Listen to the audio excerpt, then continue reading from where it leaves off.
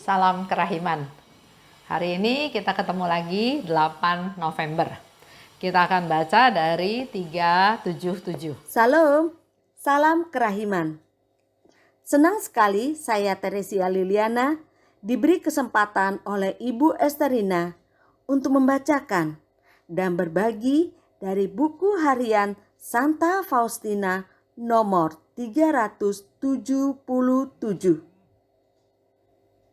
Menarik sekali bacaan hari ini dari pengalaman iman Suster Faustina yang dia tuliskan dalam buku hariannya. Saya bacakan ya. Mengenai pengakuan dosa, kita harus memetik dua macam manfaat dari pengakuan dosa. Pertama, kita pergi ke pengakuan dosa untuk disembuhkan. Kedua, kita pergi ke pengakuan dosa untuk dididik. Seperti seorang anak kecil, jiwa kita memiliki kebutuhan lestari akan pendidikan. Ya Yesusku, aku memahami kata-kata ini sedalam-dalamnya. Dan aku mengetahuinya berdasarkan pengalamanku sendiri, bahwa atas dasar kekuatannya sendiri, jiwa tidak akan maju. Ia akan bersusah payah dan tidak melakukan apa-apa untuk kemuliaan Allah. Ia akan terus-menerus sesat, sebab pikirannya digelapkan dan tidak tahu bagaimana mencermati masalah-masalahnya sendiri. Aku akan memberikan perhatian istimewa kepada dua hal. Pertama, dalam melakukan pengakuan dosaku, aku akan mengutamakan dosa yang paling merendahkan diriku. Juga kalau dosa itu akan tampak remeh. Tetapi itu sangat berat bagiku. Dan karena alasan itu, aku akan mengatakannya. Kedua, aku akan mengamalkan penyesalan, bukan hanya selama pengakuan dosa, tetapi selama pemeriksaan batin. Dan aku akan membangkitkan dalam diriku suatu sesal sempurna, khususnya ketika aku pergi tidur. Satu kata lagi, jiwa yang sungguh mau maju dalam kesempurnaan harus mematuhi secara ketat nasihat yang diberikan oleh pembimbing rohani. Semakin besar kepercayaan kita kepadanya, semakin kuduslah kita. Saya ulangi poin pertama, kita pergi ke pengakuan dosa untuk disembuhkan. Saya teringat nasihat dari seorang Romo saat saya menerima sakramen tobat. Romo Dismas Tulolo SY mengatakan kepada saya, pentingnya kita secara rutin dan setia menerima sakramen tobat. Para kudus, Santo Santa, sangat mencintai sakramen tobat, sangat setia rutin menerima sakramen tobat. Dan juga Yesus mengatakan, hendaklah engkau sempurna seperti Bapa sempurna. Kuduslah engkau sebab aku kudus. Sambil Romo memperagakan kedua telapak tangannya. Tangannya dikepalkan, ia dikatupkan seperti orang tinju. Ini menggambarkan Yesus yang kudus, sedang kita atau saya ini orang berdosa, sulit menyatu. Bagaimana mungkin yang kudus dan suci, yang berdosa bisa menyatu? Nah, untuk bisa menyatu, kita harus rajin, harus rutin menerima sakramen tobat. Romo juga mengatakan ada doa atau penyakit yang tidak dapat disembuhkan karena terhalang oleh dosa. Setelah menerima sakramen tobat,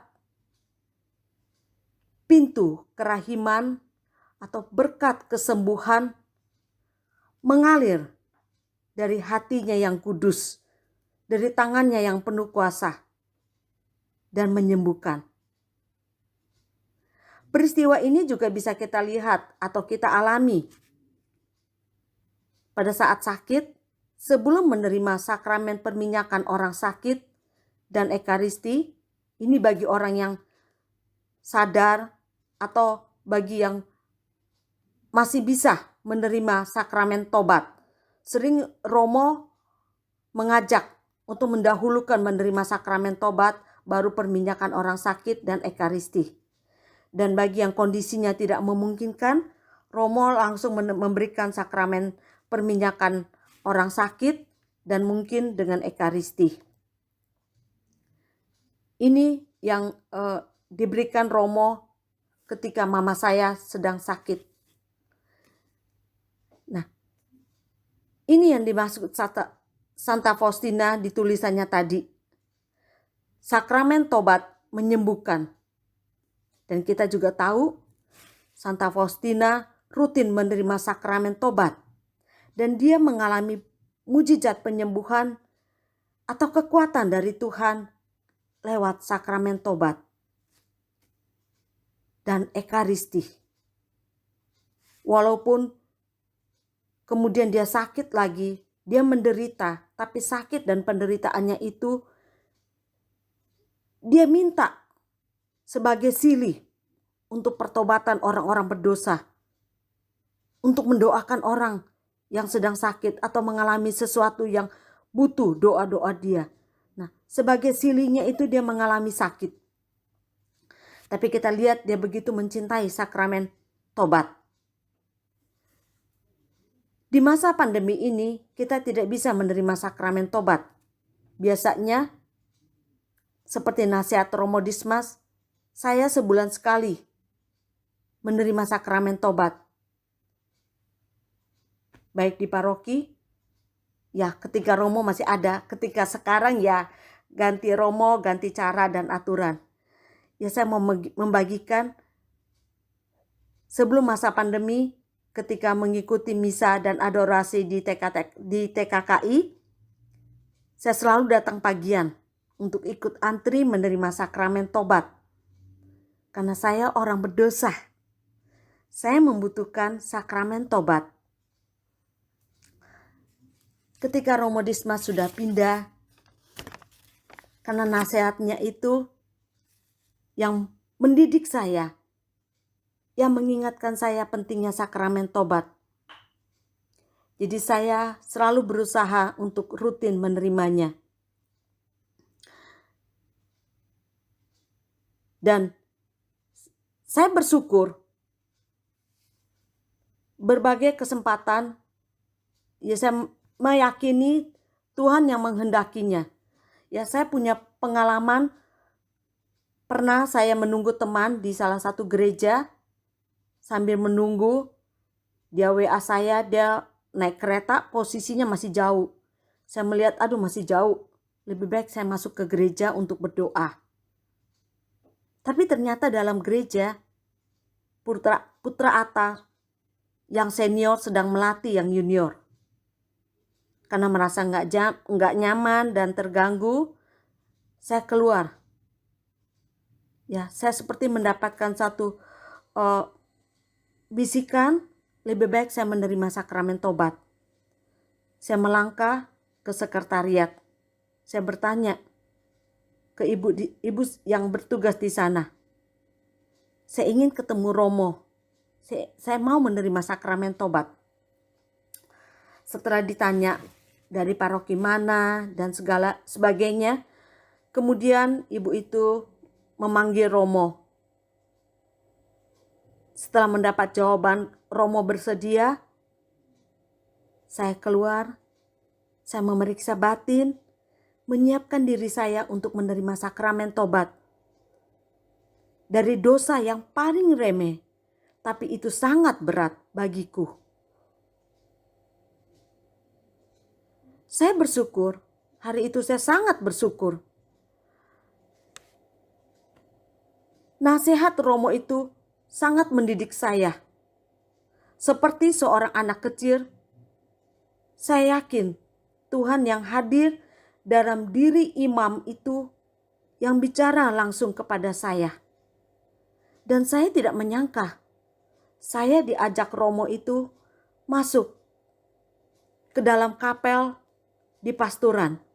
Di mana dalam kapel itu, di depan tabernakel, Romo itu menerimakan sakramen tobat kepada saya.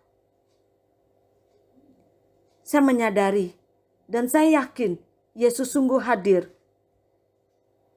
Yesus menasehati saya, menegur saya, menyentuh saya, menguatkan saya.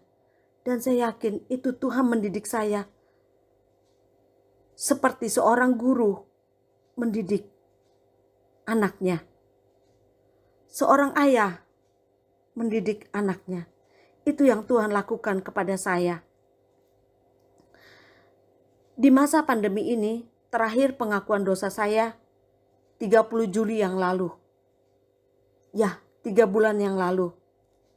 Itu juga saya menggunakan kesempatan. Romo di paroki kami akan dipindahkan. Saya WA Romo itu sambil memberikan kenang-kenangan buat Romo. Saya meminta, Romo, apakah boleh saya menerima sakramen tobat? Saya sudah lama tidak menerima sakramen tobat. Saya bersyukur Romo mau. Jadi saya boleh menerima sakramen tobat. 30 Juli itu saya menerima sakramen tobat. Dan nasihatnya sangat menguatkan saya. Di paroki lain itu yang tadi saya sharingkan itu kira-kira 2 tahun atau yang lalu. Walaupun sudah lama, nasihat Romo itu bagi saya sangat menguatkan saya dan mendidik saya. Nah, seperti itu yang dikatakan Santa Faustina, nasihat yang diberikan oleh pembimbing rohani.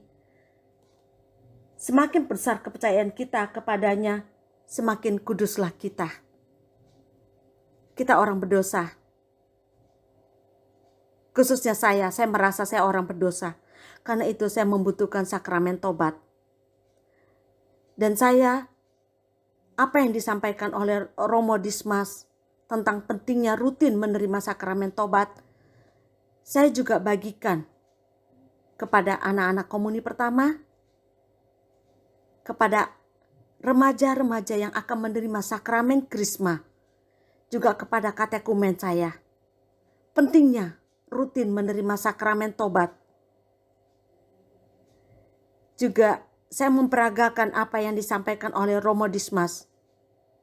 Tuhan yang kudus, Allah yang kudus, bisa menyatu dengan kita kalau kita juga mau dan setia rutin menerima sakramen tobat dan ekaristi. Kita bisa belajar dari Beato Koris Aquitis yang rutin menerima sakramen tobat, dari Santa Faustina, juga para kudus Allah lainnya. Mereka bisa menjadi kudus, bisa menjadi santo dan santa karena mencintai sakramen tobat dan ekaristi, dan juga amal kasih lainnya. Demikian sharing saya. Terima kasih Ibu Esterina. Terima kasih semua. Salam kerahiman. Tuhan memberkati. Tadi kita sudah dengar ya sharing dari Ibu Teresia Lili. Dia sebagai devosan kerahiman sudah sejak tahun 2006. Termasuk dalam umat paroki Hati Santa Perawan Maria Tidak Bernoda di Tangerang. Kegiatannya dia sebagai katekis, juga pernah jadi sekretaris di KKI KAJ beberapa waktu yang lalu, dan sekarang dia sebagai humas ya. Orang yang paling sibuk, yang paling banyak koneksinya dengan komunitas-komunitas lain yang ada di KAJ.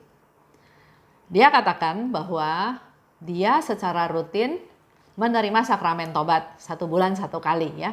Tapi karena masa pandemi seperti sekarang ini, maka kegiatan tersebut otomatis tertunda. Tapi dia selalu memanfaatkan waktu yang ada untuk sedapat mungkin menerima sakramen tobat. Di dalam ceritanya, pada waktu dia menunggu temannya menegur dia, kita bisa mencontoh ya apa yang dilakukan oleh Teresia Lili ini. Jadi walaupun di tengah kesibukan, walaupun dia sedang menunggu teman, tapi dia selalu berusaha memanfaatkan waktu dengan sebaik mungkin, dengan seefektif mungkin, dan bukan untuk hal-hal yang sepele, tapi fokus ke Tuhan. Berdoa, cari romo, terima sakramen tobat. Jadi banyak hal yang dia terima, bahkan dia bisa bersyukur. Nah, kalau kita bicara manfaat dari sakramen tobat, seperti tadi dikatakan ya, kita menerima sakramen tobat itu untuk disembuhkan dan untuk dididik. Jadi buat teman-teman yang pergi ke sakramen tobat hanya karena kewajiban, hanya karena mau Natal atau mau Paskah, terus merasa udah lama nggak terima sakramen tobat, ya sudahlah saya terima sakramen tobat. Nah sekarang mulai mindsetnya dirubah. Jadi pada waktu kita menerima sakramen tobat, tujuan kita menerima sakramen tobat yaitu untuk disembuhkan dan untuk dididik. Kalau saya mengumpamakan seperti contohnya misalnya saya sakit, saya pergi ke dokter, bukan hanya pikirnya saya harus bayar uang, bukan pikirnya saya nanti bakal dapat obat, tapi pemikirannya adalah saya sakit, saya mau disembuhkan. Saya pergi ke ahlinya supaya badan saya sehat lagi. Dan mempelajari juga sebab sakit saya itu apa. Dokternya biasanya memberi nasihat, nggak boleh ini, nggak boleh itu, harus makan ini, harus makan itu. Jadi kita memang dididik untuk selanjutnya menjadi lebih baik. Karena jiwa atas dasar kekuatannya sendiri tidak akan maju. Ya, ini masukan buat kita semua. Jadi jiwa yang atas dasar kekuatannya sendiri nggak akan maju. Ia akan bersusah payah dan tidak melakukan apa-apa untuk kemuliaan Allah. Ia akan terus-menerus sesat karena tidak tahu bagaimana mencermati masalah-masalah. Contoh ya, contoh yang gampang. Kalau saya, contoh ya, saya beli sayur di tukang sayur. Saya beli dengan uang yang saya keluarkan, saya ingin dapat yang terbaik. Saya nggak peduli makanan itu nanti atau sayur itu habis atau nggak habis, tapi saya lebih berpikir dengan uang saya harus bisa dapat yang terbaik, yang banyak bahkan ya. Mungkin kalau bisa lebih banyak dari orang lain. Itu pemikiran kita ya, pemikiran awal. Nah setelah itu masak, sayurnya ternyata gosong. Ya sudah, dibuang saja. Besok beli lagi. Waktu beli lagi, saya tetap punya niat saya mau beli dengan uang saya, tapi saya mau dapat yang sebanyak mungkin. Tanpa saya berpikir tukang sayur itu rugi atau enggak. Karena saya bayar, uang saya masak enak enggak enak, gosong enggak gosong, itu hak saya buang-buang. Dan kalau itu tidak masuk ke dalam pertobatan, saya enggak pernah merasa bersalah. Ini yang dikatakan bisa sesat. Karena pemikirannya adalah itu uang saya, hak saya mau makanan itu, masakan itu mau saya buang, mau saya masak seperti apa, mau jadi nggak enak, mau jadi enak, itu hak saya. Nah inilah yang dikatakan bisa sesat. Karena saya nggak mengevaluasi diri, saya nggak merenungkan perbuatan saya itu benar nggak di matanya Tuhan. Kalau mengandalkan kekuatan sendiri, uang saya kesimpulan saya, maunya saya, itu yang dikatakan nggak bakal maju. Tapi kalau kita masuk ke dalam sakramen tobat, kita sama Tuhan itu dijamah, diberi pencerahan, diberi hal-hal yang kita nggak tahu jadi tahu. Di dalam percakapan, di dalam pengakuan dosa tersebut, Tuhan Yesus bisa berbicara, bisa menegur saya, bisa bilang bahwa betul itu uang kamu, itu sayur kamu. Tapi kamu tidak hati-hati, dengan seenaknya kamu buang. Kamu pernah pikir enggak? Begitu banyak orang yang kelaparan. Bukan hanya kurus, bukan hanya kurang gizi, tapi mati karena kelaparan. Sementara kamu dengan seenaknya membuang makanan tersebut karena merasa itu hak kamu. Semoga Bapak Ibu bisa dapat ya pencerahan atau apa yang ingin saya sharingkan. Secara sepihak memang yang kita lakukan nggak salah, itu uang saya. Tapi kalau kita merenungkan lebih lanjut, yang kita lakukan itu salah. Sehingga di sini dikatakan kalau dengan kekuatan sendiri kamu nggak akan maju dalam hal rohani. Ya, kamu bersusah payah juga, kamu tuh nggak melakukan apa-apa untuk kemuliaan Tuhan. Tuhannya nggak dimuliakan. Tapi kalau kita mengevaluasi bahwa perbuatan saya salah, saya bertobat, saya lebih hati-hati lagi dengan apa yang Tuhan sudah kasih, saya lebih peduli lagi memberi kepada orang-orang yang sekitar, pada saat itulah nama Tuhan dimuliakan. Ia akan terus-menerus sesat karena tidak tahu bagaimana mencermati masalah-masalah. Dalam sakramen tobat, 1. Mengaku dosa yang paling merendahkan diriku, walau itu dosa yang tampak remeh. Itu yang dilakukan oleh Suster Faustina. Biasanya kan kita berpikir dosa saya ini, wah dosa saya besar. Ya.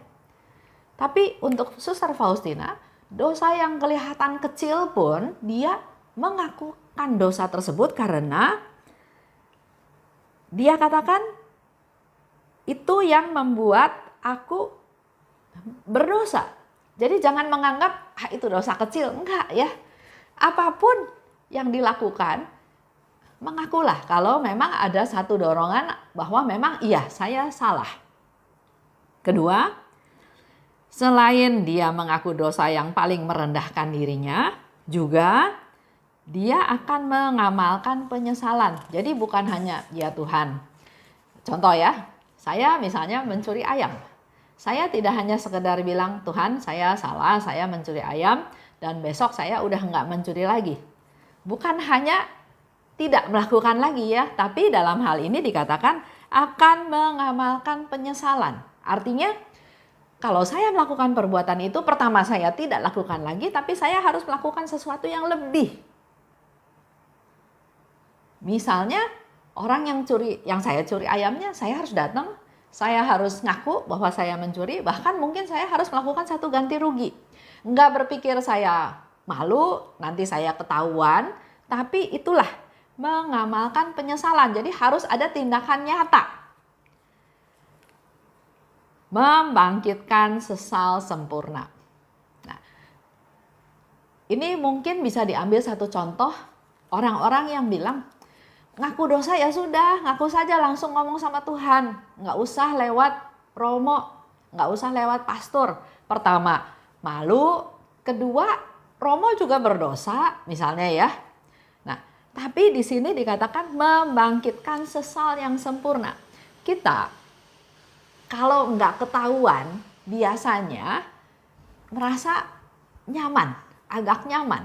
Tapi kalau saya sudah ngomong, contoh ya, contoh yang gampang, saya bilang sama suami saya, hari ini saya mau pantang, nggak makan daging. Terus tiba-tiba makan siang, makan malamnya begitu mewah. Kalau saya sudah bilang saya nggak makan daging, maka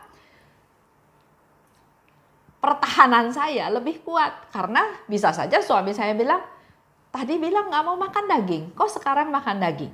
Ya, jadi itu membantu saya untuk menjaga saya tidak melakukan kesalahan lagi. Tapi kalau saya diem aja, kan yang tahu Tuhan aja. Saya nggak mengaku dosa, nggak cerita sama orang lain. Paling-paling dalam hati, Tuhan makanannya terlalu enak Tuhan. Saya makan lagi ya. Jadi saya daging tetap makan. Besok saya baru mulai pantang.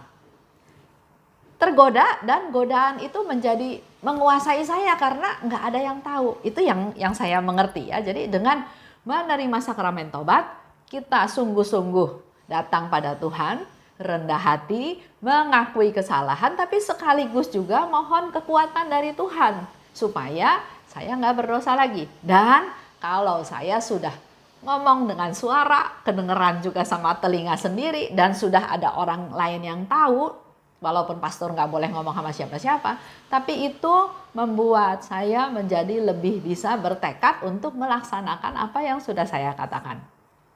Itu buat saya ya. Jiwa yang sungguh mau maju dalam kesempurnaan harus mematuhi secara ketat nasihat dari pembimbing rohani. Semakin kita percaya, kita semakin kudus. Memang dianjurkan buat kita semua, kita harusnya punya pembimbing rohani. Karena setinggi apapun ilmu kita atau iman kita, tapi kita tetap manusia. Kita tetap manusia yang tidak sempurna, manusia yang serba terbatas. Oleh sebab itu tetap kita butuh pembimbing rohani.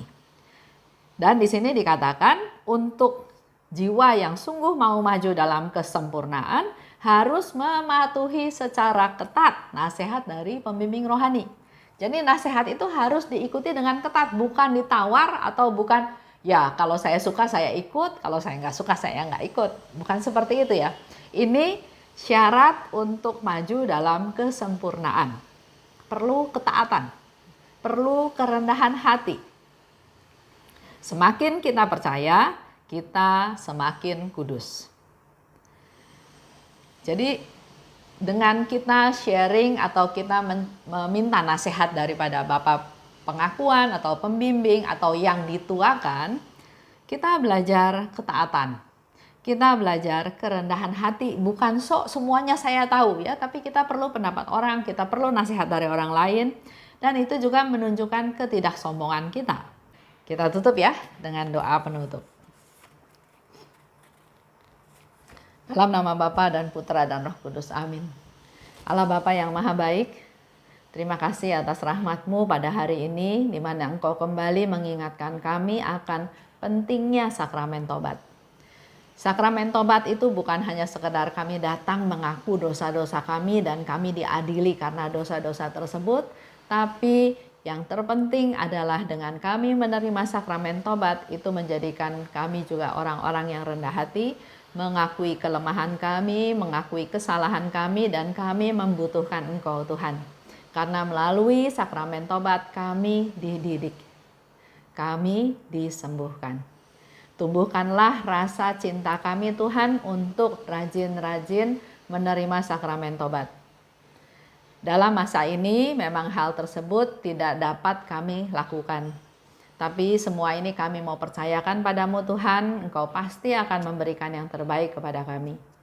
Kami juga mau berdoa secara khusus untuk Teresia Lili yang sudah bercerita, sudah men-sharingkan pengalaman hidupnya yang begitu panjang lebar, yang begitu detail, di mana semuanya itu dia ungkapkan sebagai rasa syukur atas penyertaan-Mu, atas pemeliharaanmu. Walaupun dia merasa ditegur Tuhan, tapi justru teguran itu menunjukkan bahwa Engkau mengasihi dia, Engkau memelihara dia, Engkau mendengarkan dia. Berkati Lili dan keluarganya Tuhan, juga terutama ibunya Lili yang baru meninggal beberapa bulan yang lalu. Kiranya Engkau mengampuni segala dosa dan kesalahannya, dan supaya mamanya dari Lili ini boleh segera menikmati hidup kekal bersama Engkau di surga. Dan Engkau menurunkan rahmat berkat untuk Lili dan keluarganya, agar selalu ada di dalam pemeliharaanmu, dalam perlindunganmu, dan limpah berkat untuk mereka semua. Kemuliaan kepada Bapa dan Putra dan Roh Kudus, seperti pada permulaan, sekarang, selalu, dan sepanjang segala abad. Amin. Dalam nama Bapa dan Putra dan Roh Kudus. Amin. Salam kerahiman.